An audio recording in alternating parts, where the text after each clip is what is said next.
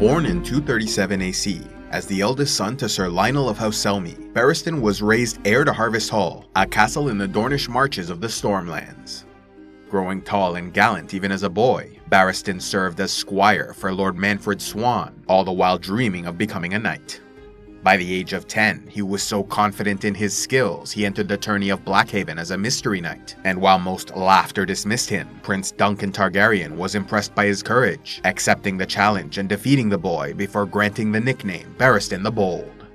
At last achieving his dream by the age of 16 in 253 AC, he entered a winter tourney in King's Landing, where after unhorsing Prince Duncan the Small and Lord Commander of the Kingsguard Sir Duncan the Tall, Barristan the Bold was knighted by the king himself, Aegon V.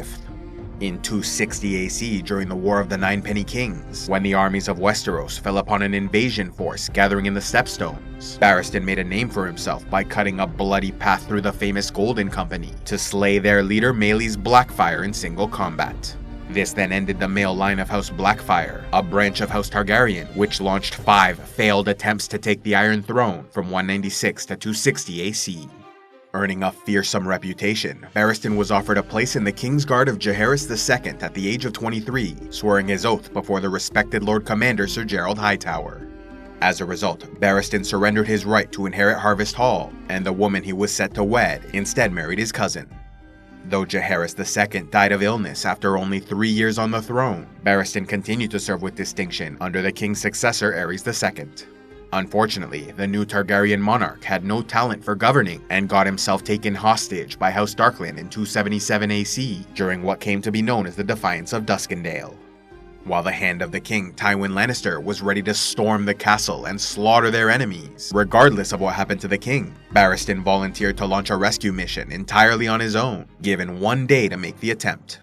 In the guise of a hooded beggar, he climbed the walls of Duskendale and the enemy keep in the middle of the night, before slaying a sentry, 2 guards, and Sir Simon Hollard to escape on horseback with the king. House Darkland's leverage gone, royal forces immediately attacked and slaughtered the traitors, sparing no one. Grateful to Sir Barristan, Aerys offered a reward, but the noble knight wanted nothing for himself, instead asking that the young, innocent boy Dontos Hollard be spared execution, despite his family's support for House Darkland.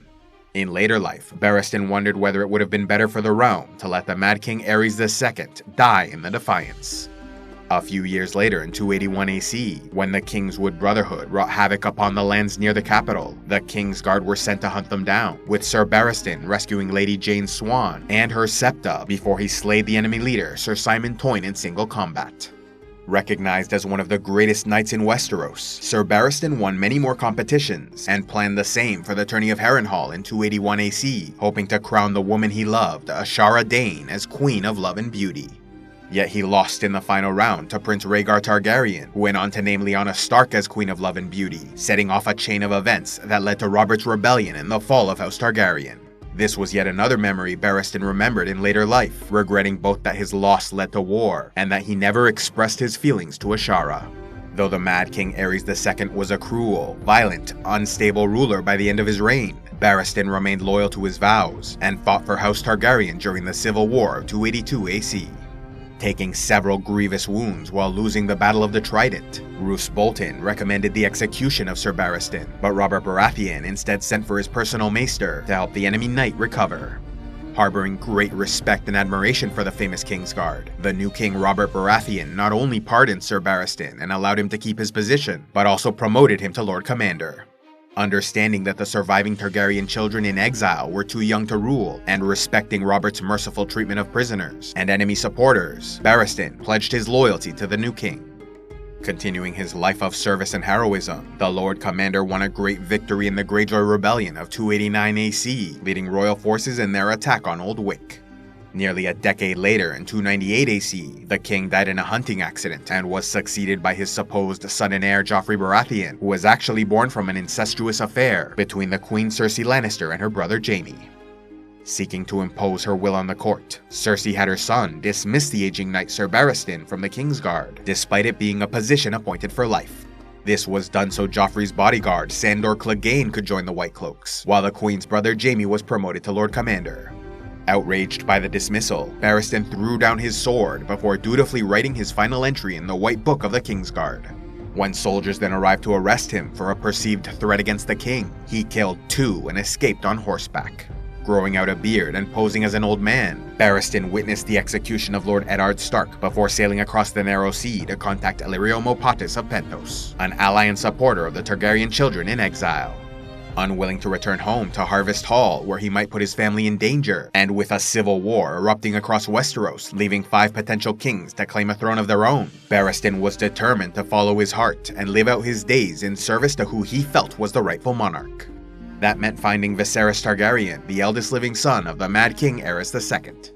However, when he learned Viserys was dead, his allegiance transferred to the younger sister Daenerys, last surviving child of the former king. Paired with the pit fighter strong Belwas, they were sent east and entered into the service of this young girl.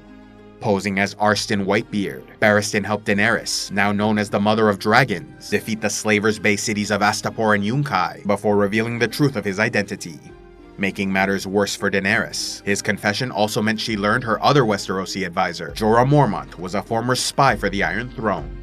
Though Jorah was ultimately dismissed from her service, Barristan was forgiven after helping conquer the city of Meereen, where Daenerys established her seat of power. Though her enemies soon rallied and retook Astapor and Yunkai, the queen forged a fragile peace for a time, which then broke when the dragon Drogon, without instruction, flew her far away to the Dothraki Sea, causing her to unintentionally abandon the city. With the queen gone, Sir Barristan Selmy suspected her husband Hizdahr zo Loraq of betrayal, and so gathered his allies, staged a coup, and took over rule as Hand of the Queen. Preparing to defend Meereen from invasion, Sir Barristan the Bold gave a final inspirational speech before leading the queen's army into battle against their enemies.